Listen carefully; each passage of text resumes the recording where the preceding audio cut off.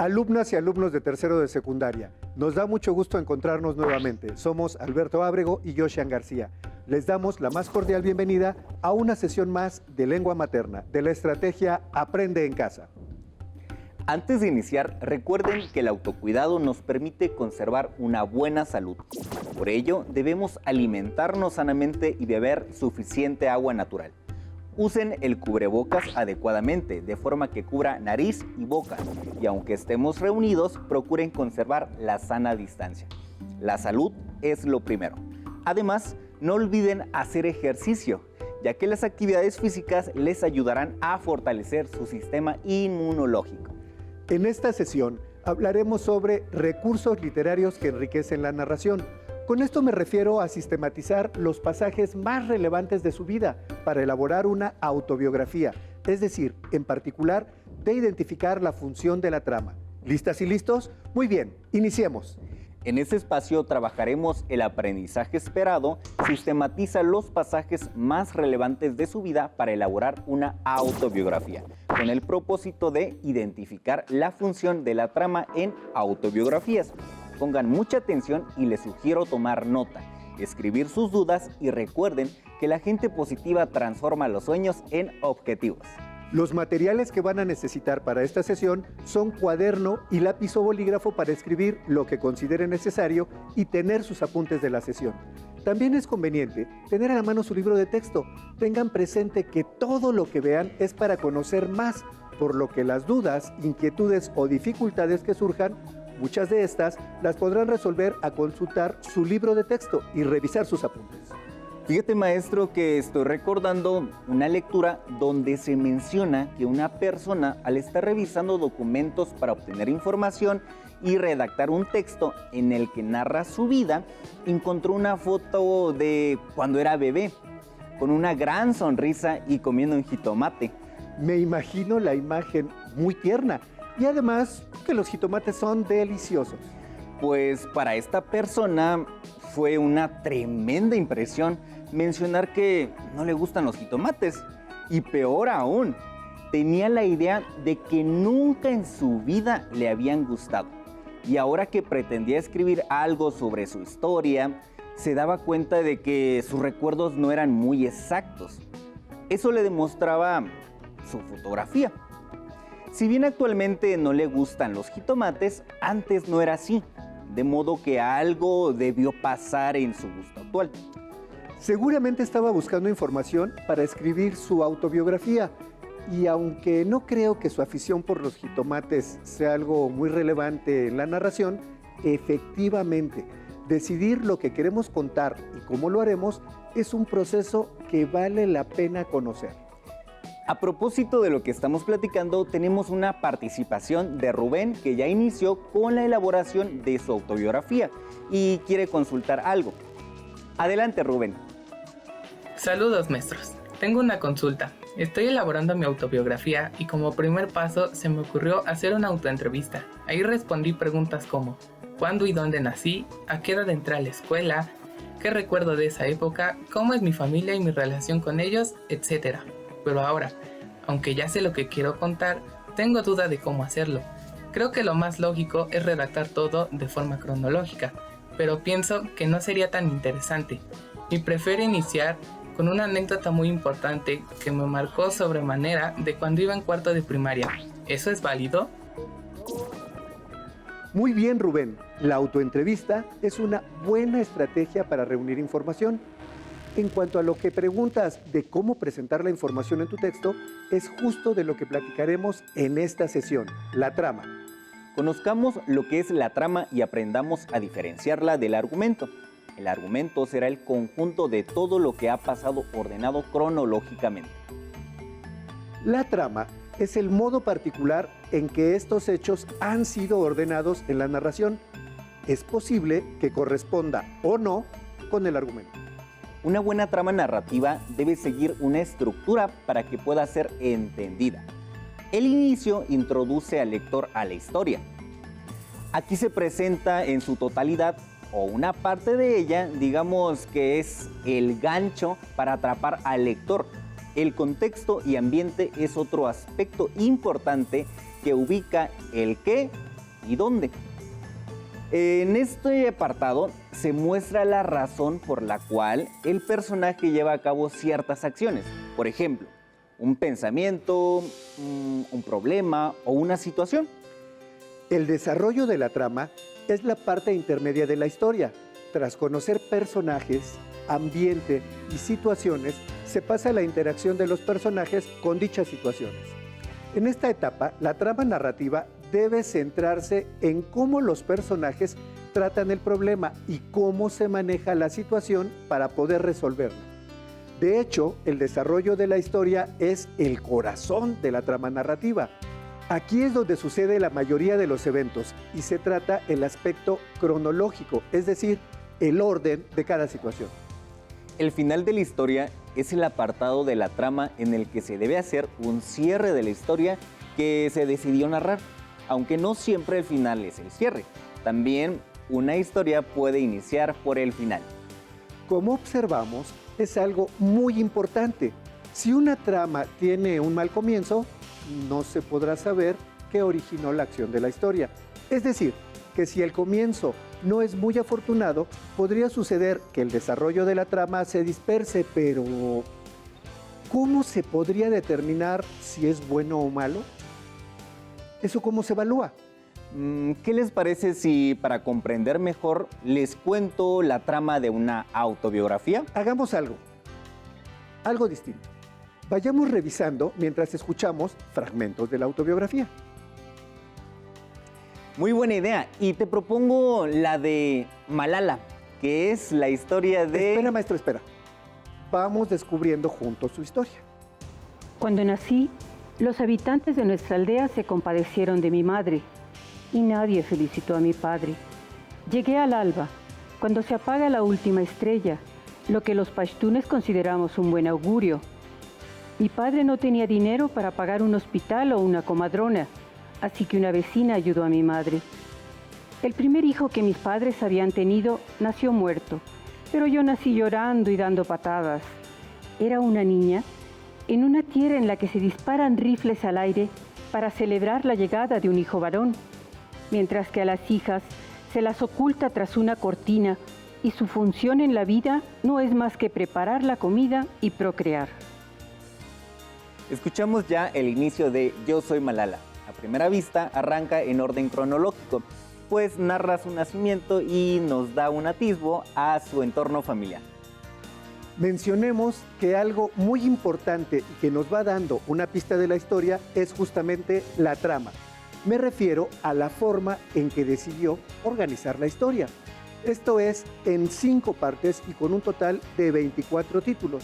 El texto que escuchamos se llama Ha nacido una niña y justamente es lo que narra en su libro autobiográfico. Sigamos descubriendo. Vivíamos a la sombra de las montañas del Hindu Kush, a las que los hombres iban a cazar íbices y gallos dorados. Nuestra casa tenía una planta y era de cemento. A la izquierda había una escalera que conducía a una azotea lo bastante grande como para que los niños jugáramos al cricket. Era nuestro campo de juego. Al atardecer, mi padre y sus amigos con frecuencia se sentaban allí y tomaban té. A veces yo también me quedaba allí, contemplando cómo se elevaba el humo de los hogares a nuestro alrededor y escuchando el concierto nocturno de los grillos. Como podemos observar, seguimos en el orden cronológico. Malala nos hace una descripción de su casa y los recuerdos de su infancia. Cuando nací, éramos muy pobres. Mi padre y un amigo suyo habían fundado la primera escuela y vivíamos en una cabaña de 2 habitaciones enfrente de ella. Yo dormía con mi madre y mi padre en una habitación y la otra era para los invitados. No teníamos cuarto de baño ni cocina y mi madre cocinaba sobre la leña que encendía en el suelo y lavaba la ropa con el agua de un grifo de la escuela. 2 años después llegó mi hermano Kushal. Como yo, nació en casa porque todavía no podíamos permitirnos ir al hospital. Mi madre había deseado un varón y no pudo ocultar su alegría cuando nació. Yo lo veía delgadito y pequeño, como un junco que pudiera troncharse con el viento. Pero era Zuladla, la niña de sus ojos, Me parecía que cada deseo suyo era una orden para ella. Casi 5 años después, nació otro niño, Atal, de mirada inteligente y curioso como una ardilla. Entonces mi padre dijo que estábamos completos.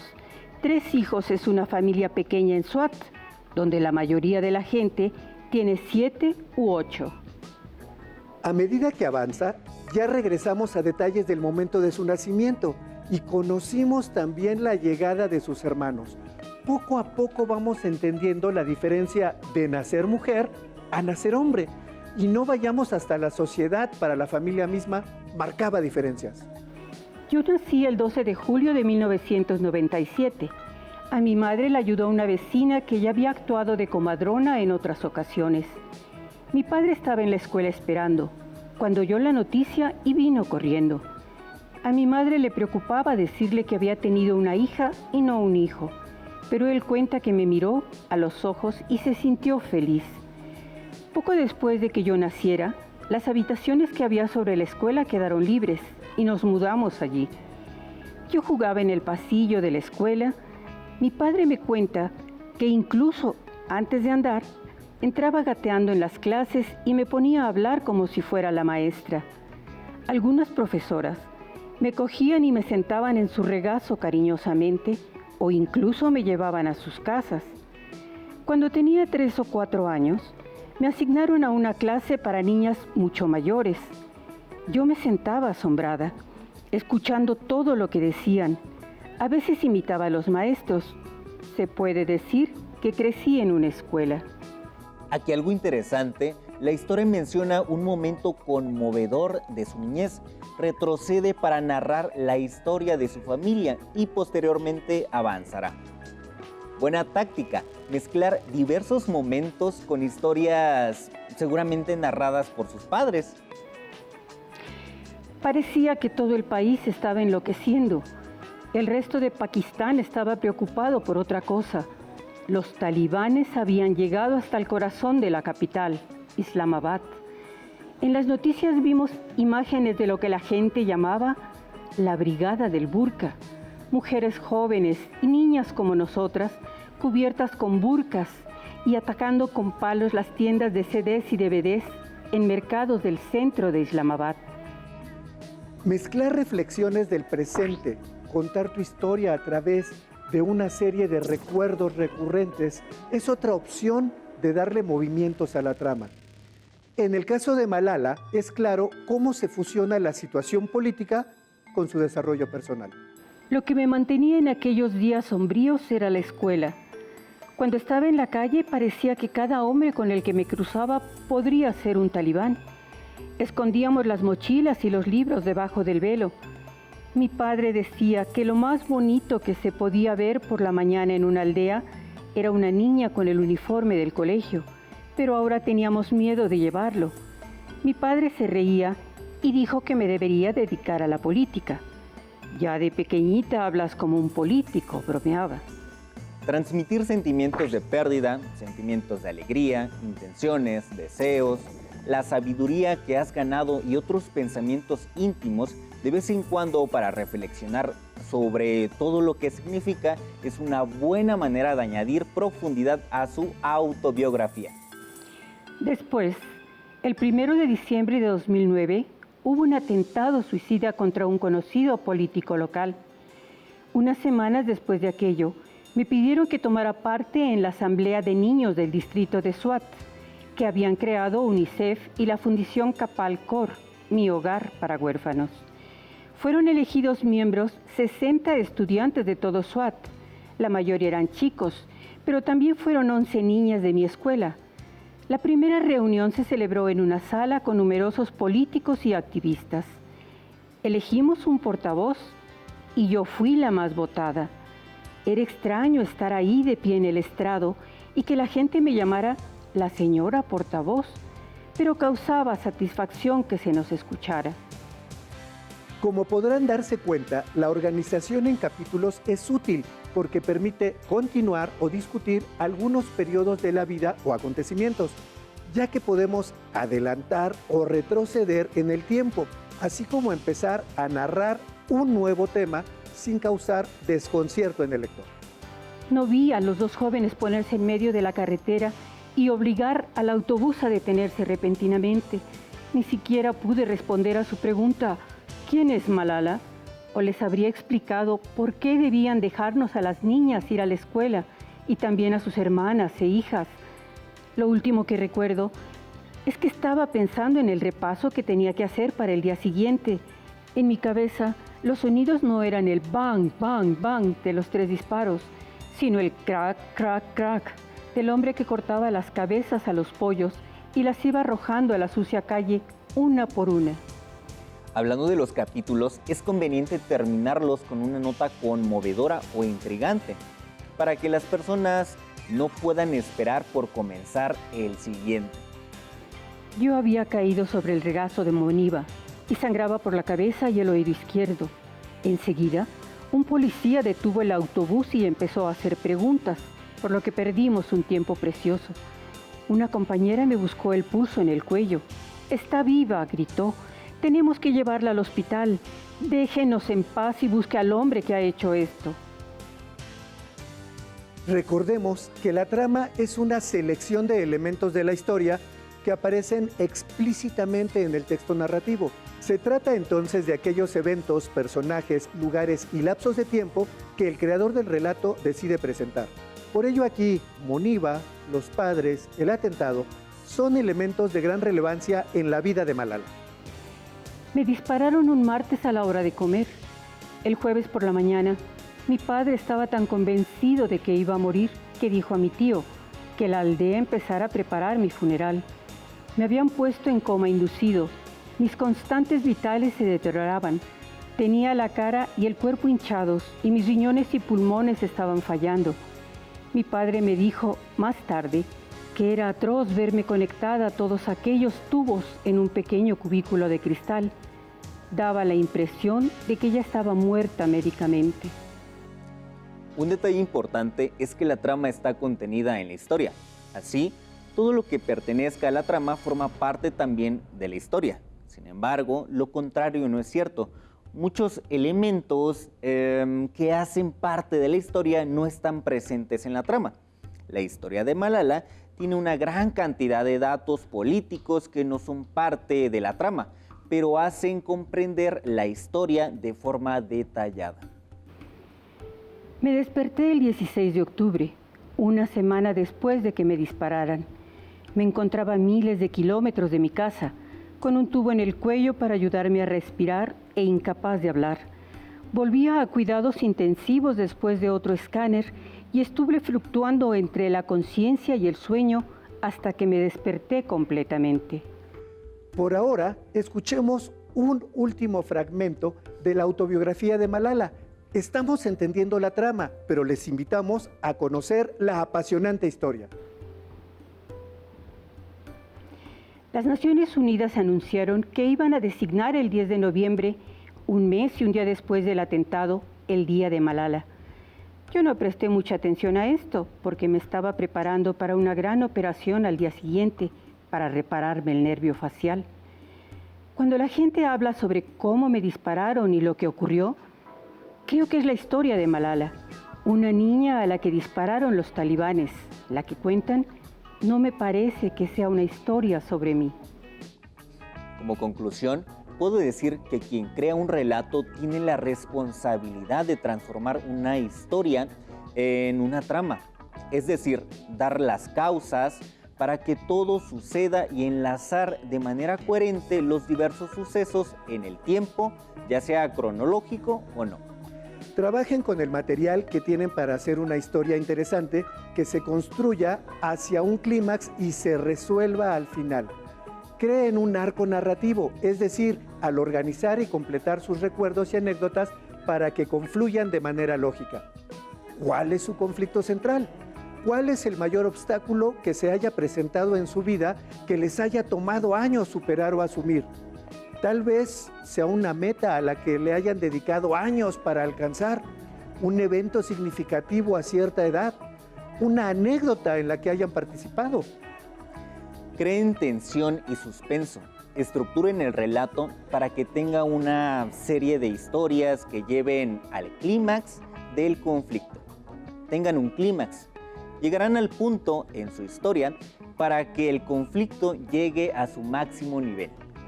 Terminen con una resolución, incluso si su final no es como quisiera, piensen de alguna manera alcanzaron su meta, obtuvieron un aprendizaje y están contándolo. Muy bien, como pudimos darnos cuenta a lo largo de la sesión, identificar la función de la trama irá dando forma a nuestra autobiografía y así lograr una narración que atrape al lector.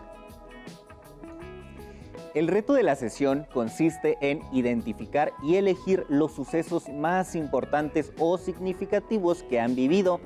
Determinen la trama, decidan el orden de los acontecimientos, mantengan el hilo conductor de todos los sucesos para que resulten atractivos y atrapen al lector.